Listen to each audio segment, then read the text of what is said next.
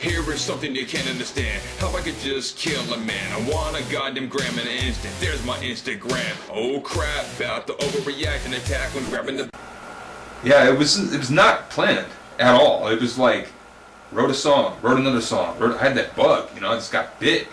And it would happen. I mean, after 4 years of not really writing shit, other than being on a collaboration or two or whatever, I didn't really do a whole lot of songwriting. I mean, I always write down lyrics, but I didn't really like write.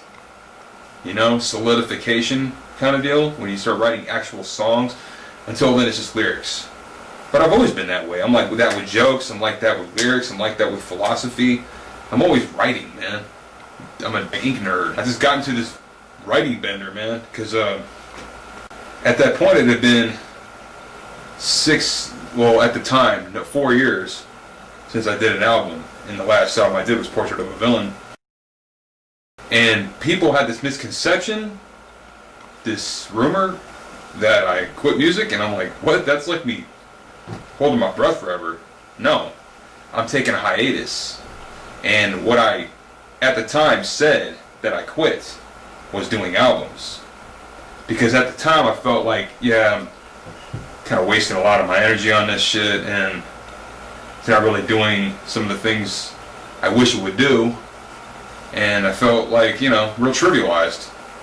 So I was like, this is album number 7. I think this is it. And the thing is about the actual discography, I actually had a verse about that, talking about it from the very start to the present time, which is on Portrait of a Villain. So, as some might know, it's a two-sided album. So if you go to side 1, and you go to the last song on side 1, track 15, a song called The Spycon. Now, on that third verse of that song, I start talking about the whole catalog. And it starts off as, I have 7 deadly sins, aka albums a day. Here's a timeline of when I unleashed the power by name. First album was Isolated Incidents in 2005. 3 months later, same year, Lone Wolf arrived. 2006, I brought you to the crypt this time. For the third album, volume 1 of the archive. 3 years later, I struck again in 2009. Unleashed the 4th album, known as Vilify. I brought you back to the crypt for yet again. The archives, volume 2 in 2010. Violent Virtues in 2011 was next to drop. 45 tracks like a magnum, I'll let it pop. Villain loved if you use this music, if you choose it. Now unveil Portrait of a Villain. You know, but then I end up having these writing surges through me. So I knew it was never fully done. You know, everybody who ever thought that is, that's foolish. I mean, you don't know me, obviously. I can never fully quit music. I just took a break, you know, from albums. I still kept doing music, even after I took the break. You know, I went and performed. I still wrote, I still collaborated with people. I never fully quit, man. You know, it was just the albums is subsided. It's not something I planned. Not at all. It was just like, it came out organically. You know, it's just something you don't plan. It's like an unplanned pregnancy. You know, I knocked myself up in a way. So I said, I'm going to keep this little motherfucker because I like the way it's turning out. I stepped off some certain topics and I started, like, you know, going back to some of the things that I thought I might have been missing from last time. Even though I thought Portrait of a Villain was really fun. It was real carefree, you know. It was a I don't give a fuck album for shit, you know. It was like something for the stoners, for definitely, you know, like that is an album to smoke to, from what I've been told and the way I set it up. You know, that's a smoker's album, which a lot of villains never heard. That style. I mean, I started smoking weed in 2010, right at the same time, like about a week or two before the Archives Volume 2 dropped.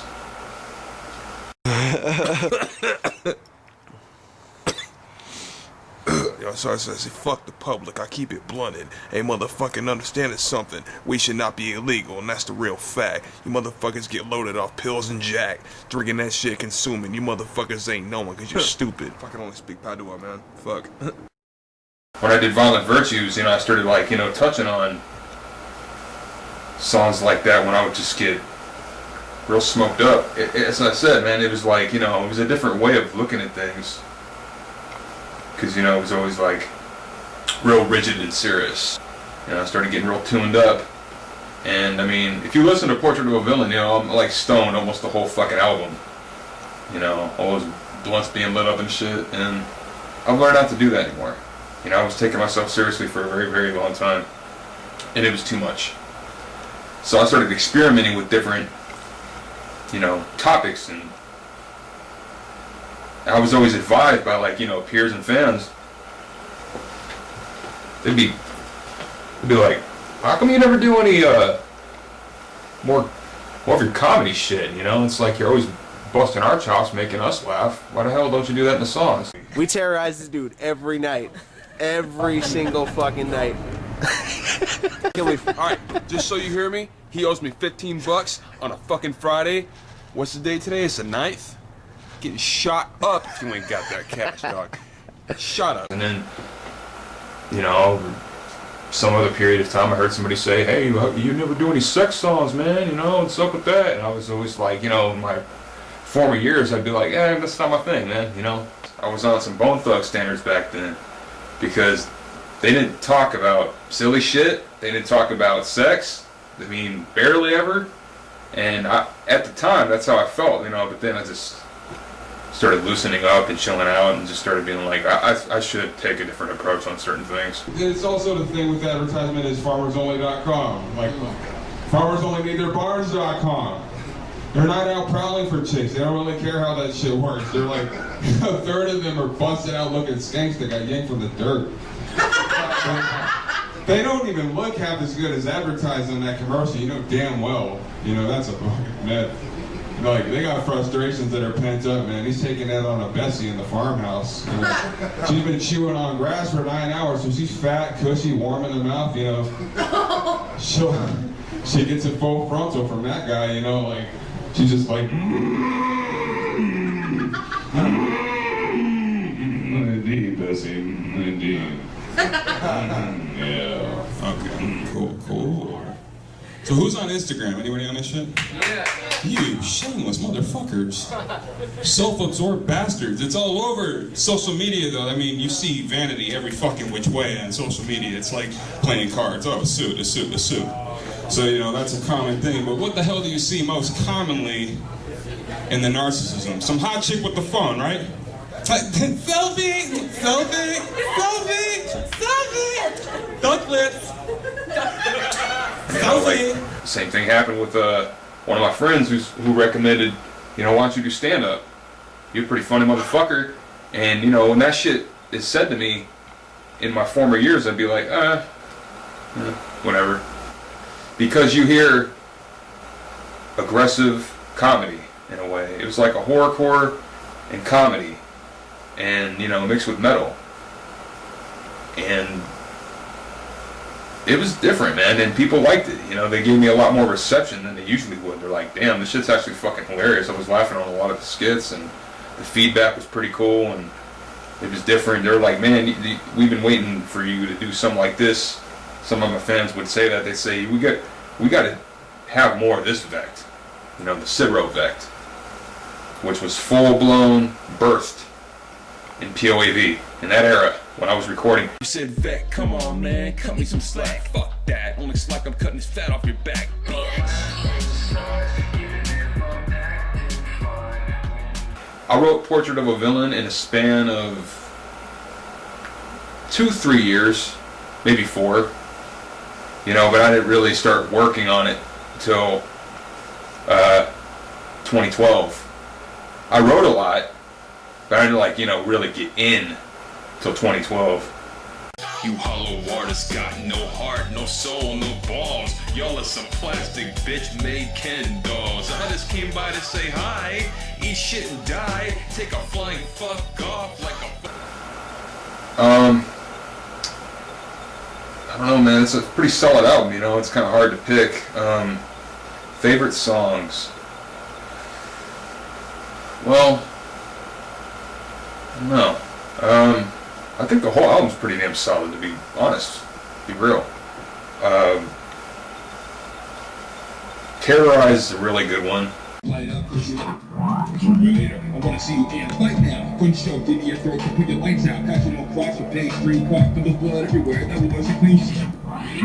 See the nigga dreamer that she's all about that basement. Talking to her face, put a line up the place to the trigger, other automatic, cause I'm heading to my tears from a man. Dark Glass was dope. Everything Ends and Sunbeam Dreams. Those are some of my favorites.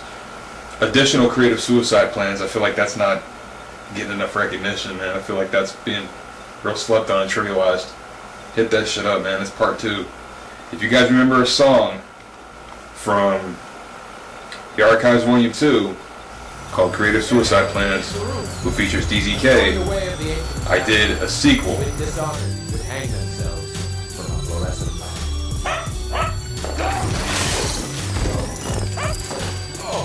God damn it. Kool-Aid and gasoline, now that's a mixed drink. How many can I drink is what I plan to see. Countless hits of LSD incline, Burj Khalifa Towers. Singing, I got the power, calling all who want me coward. Get on it. There's also another sequel. From Portrait of a Villain, I had a song called Stupid Bitch, and there's a sequel on Dark Daze, Bright Nights. Still a Stupid Bitch, featuring Be Sick. Then you hop on some website, claim you just want a nice guy. But everybody's stable, you just passing them right by. I figure why try when I'll just get rejected. I got no substance abuse problems or criminal records. Afraid to go outside your circle of sycophants, and those who kiss your ass, you get your fat ego popped and split in half. Your path never ends, always on some bullshit. Couldn't teach you anything, always. And it's the whole album is good shit, man. I mean, I'm not unhappy with any of it. Like, it came out fucking solid. But Portrait of a Villain basically spawned a sequel, and it was kind of like Dark Days, Bright Nights is that sequel. You licking his balls, Right? bitch. You licking his balls, Right? bitch. You licking his balls, Right? bitch. How is that different, boss? We don't differentiate, don't differ. Rub, rub, rub. My machine within getting stiffer. Fuck you, both of you. Right? You licking his balls, Right? bitch. It's open for interpretation. You know, I don't really like to explain a lot of my stuff anymore because it kind of sabotages the art. You know, it gives people a predisposition in a way, or I influence their opinion. I don't want to do that. You know, rather than just find out for themselves, or just some people find out that I do music sometimes, and they're like, "What kind?" And I'm like, "Well, I'd rather just surprise you, because it's kind of what you're gonna get is a surprise." I don't really have a specific theme I go for. It just kind of happens, like what I'm going through at the time, you know, or what I've thought of, what I felt strongly about. And, you know, to go back to Portrait of a Villain again, I put that out with humorous intent, you know. And someone said this shit to me once. I've heard this like about twice, 2 different ways. But someone called me the Lil Wayne of horrorcore, and I was like, whoa, you know, I felt a few ways about that. I mean, I like Wayne. I like some of his shit, dude. So I wasn't taken to an insult or anything. It wasn't a diss. I thought it was pretty good. I thought that was interesting, you know. And it's true. I guess that holds up. I think that makes sense, actually. But there was a lot of things I was missing in former albums. Just things I didn't expand on, things I didn't talk about at all. The perspective, I could say, is that, hey, you're taking yourself so seriously, and now you just got to look at it a different light, different way. And I did, man. You know, it's like I still got the way I talk about things, and I still like to entertain, but I also like to be on a truthful point as well. So I like to bring them together. And a lot of that in the past was like real serious, and I was like, all right, we're gonna cut that shit down a little bit. We're gonna get more humorous. And you know, 2014 is actually the same year I started learning how to write jokes. And I was watching stand-up comedy of all types like never before. Like, I dived in deeper than I've ever went in comedy, ever. I went like 1,000 leagues beneath the sea. You know, I was really out to learn some shit. I was like attending Laughs University when I watch all these stand-ups and these shows. Like, you know, you got South Park, Family Guy, you got the Max, and you got Rock Was Modern Life, you got Beavis and Butthead, you know, it was like all my humor, dude. I was like really soaking it in more than ever. Never before did I go so deep. So, yeah, Portrait of a Villain was real carefree, man. It was a wild fucking ride. And it's a two-sided CD, because it's too damn big for one. It was Violent Virtues all over again. So it was a double CD. And then Dark Days, Bright Nights was basically a pickup. You know, like 6 years later. Here we go. Where we at now? Well, you know, I go kind of back to Isolated Incidents a little bit on this, because if you hear the end of the first album, you know, it's like it got positive and it got mellow and it got chill. And Dark Days, Bright Nights has some of that going on too at the end. But I don't want you jumping straight to the end. Just like there was side 1 and side 2 on POAV. Because when Portrait of a Villain had those two sides, it's like, you know, people thought it stopped after 15. I'm like, your eyes work? There's more. There's a lot more, man. The journey's not over yet. And, you know, my grand finale on side 2, it was the best. The best. And it was accurate as shit at the time. Because there was a lot of that going on. And if you don't know what I'm talking about, too bad. Go listen, you'll find out. But that year, it was going real bad. And I won't say exactly what it was, but shit was getting out of hand. And if it got to another point now. Now it's like relevant again. It's going on right now, you know, with between all of 2020. And if you don't know, go find out. You know what I mean? I didn't really do that. I didn't really collaborate much this time. I just wanted to leave all that shit alone, you know, because, I mean, also it was kind of getting tiring having to rely on people just, you know, not getting back to me or flaking out on the rest of the song or being unprofessional, overlooking things. You know, I got a little fed up, man. And I wanted to kind of go back to the same thing I did on Isolated Incidents. I didn't really have anybody on there at all. And same thing with Lone Wolf. You know, those two are still good albums that uphold. And they both got 17 songs each, tracks. And then they came out 3 months apart. So it's kind of like crazy, you know, how similar they are and so different they are. And Dark Days, Bright Nights was kind of doing the same thing that the first two did. You know, there was like no collaborations except one.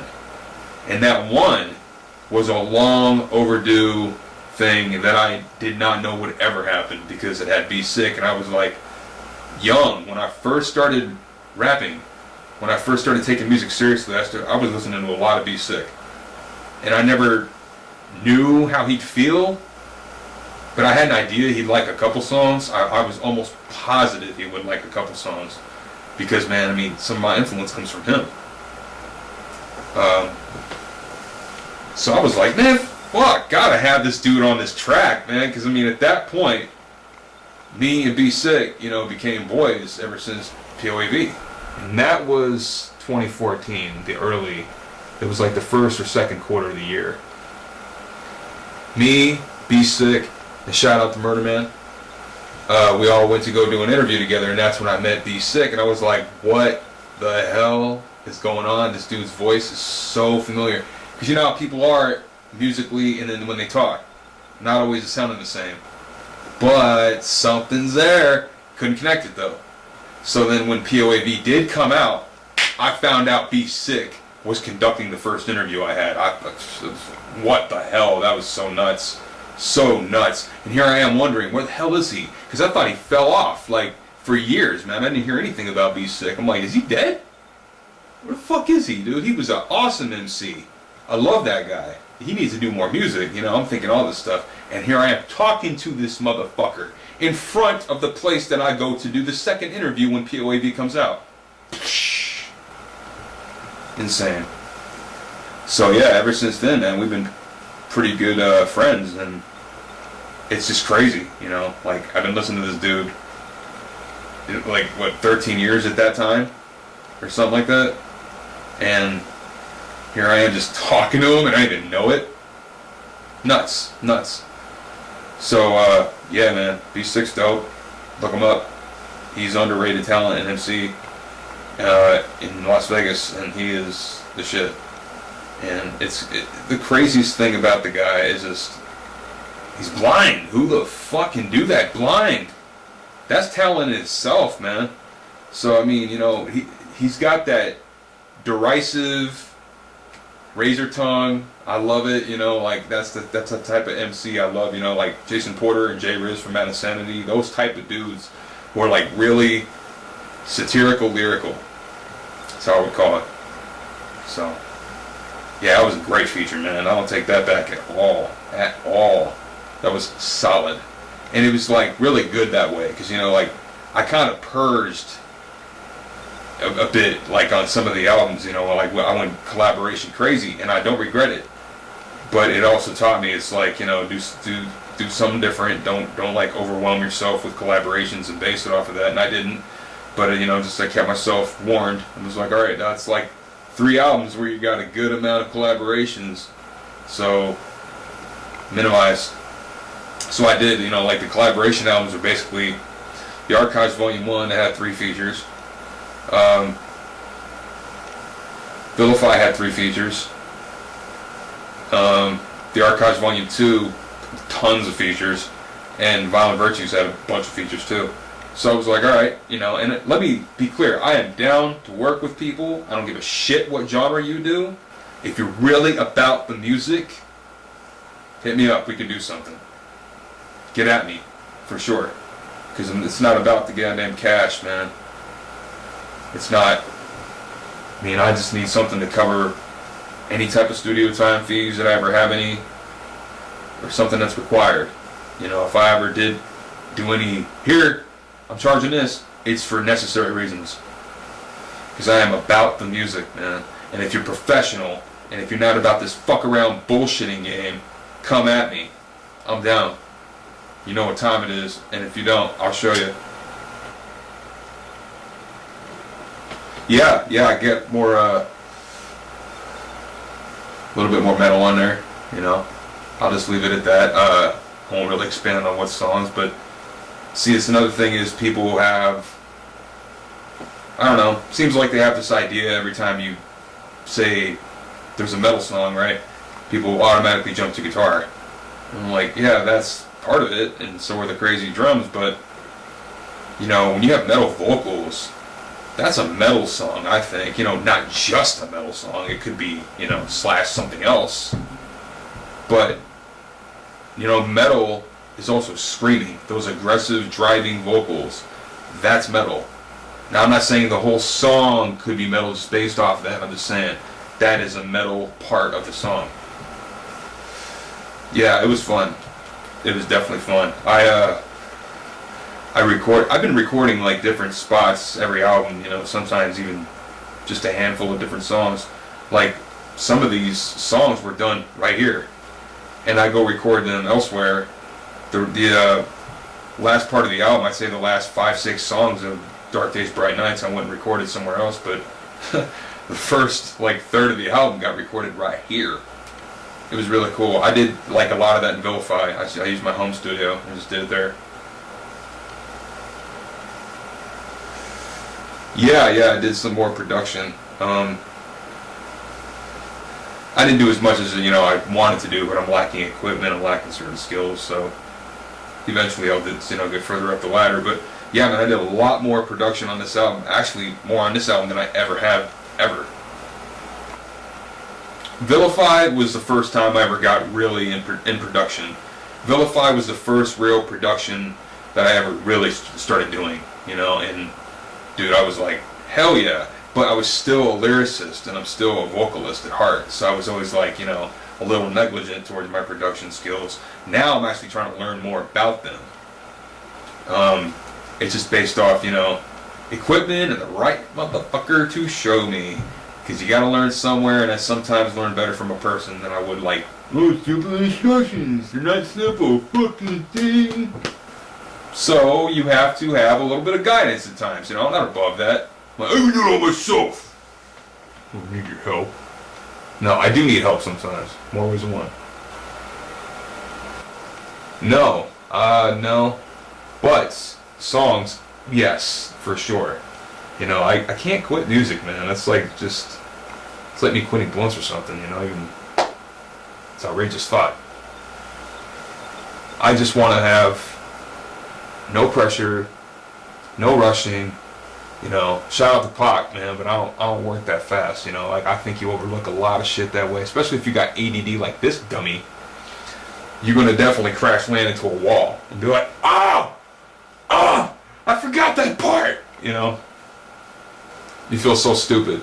So I can't run like that, you know. I like working thoroughly on stuff. I like just going at my own pace, you know, because then we can always reduce something, or nothing gets overlooked, and we can strengthen it in some way. We can add on, you know. It's like, that's the way to record, man. Man, I remember somebody said, like, I did my album in a month. I'm like, oh, no wonder it sucks. I did this album 2.5 years. I wrote it because I started writing it on a song I did in, I think, March 2018 called Once, Twice, Thrice. Now, that song was just, that's POAV style, man. People have told me, like, that's an album that kind of stands differently from your other style. You know, it's like, oh, that Sibro style? Yeah, I didn't really plan this, man. It's just like, when I did Portrait of a Villain, I did, like, I ended up blending horror with comedy. Really, you know, and I did, you know, of course, the deep hip-hop, you know, that conscious hip-hop, and I did metal. You know, I was trying to keep the blend, man. You know, go get that mix. It was cool, man. It was really fun. It was just, it had to be continued in some way, and I just found myself continuing it. I didn't plan it. As I said, I did not plan shit. You know, I was pretty much, when I said it, I was done with albums, like, at that point. But I'm like, you know what, though? And then the songs, you know, just came out of me. So I was like, I think I got something here. I might as well build something. And at first I was thinking, is this going to be like a little album? No. It got better. So it couldn't be that little. But I am contemplating, you know, an EP at one point, you know, just something small. It'd be fun. It'd be different. Never done one. July 2nd, Dark Daze, Bright Nights came out. So, get on it, man. You know, I'm not, like, wanting to push it on people, but fuck with it, man. Soak it in. I mean, it's dope. I think it's a good album. I just had fun, and I didn't have any serious demands, and I didn't have it do it a certain way and screw it all up and someone dictating me. You know, it's like I did 2.5 years of work. Get at it. Hit it up. I really want you guys to hear it. But it's not wide and available everywhere. It's got its places for reasons. Don't be getting in my way when I'm barely getting by. That means you'll get poverty struck straight in the eye. Point blank on a deuce. That's a catch-22. You fuck when you catch a dog fetch. Woof woof. Ooh, man, that's a lot to sum up and name off top of the head. I'll have to give you a list, and even the small list is even a big one. Bash you with the lamp, that's gonna be lights out. You take it for granted, like you stole 1,000 times now. You ain't down with this. You're Down syndrome, determined on running vermin when the crow gets you. Insects everywhere, like traffic, gridlock, decimate the front. Or just anybody who may take interest in me, and if the mutual interest is there between us, somebody who's not gonna screw around and flake out like this shit. No unprofessionalism, you know. I don't screw around, man. That's why I haven't worked with more people. All that bullshitting. So if you sincerely love making music, get at me.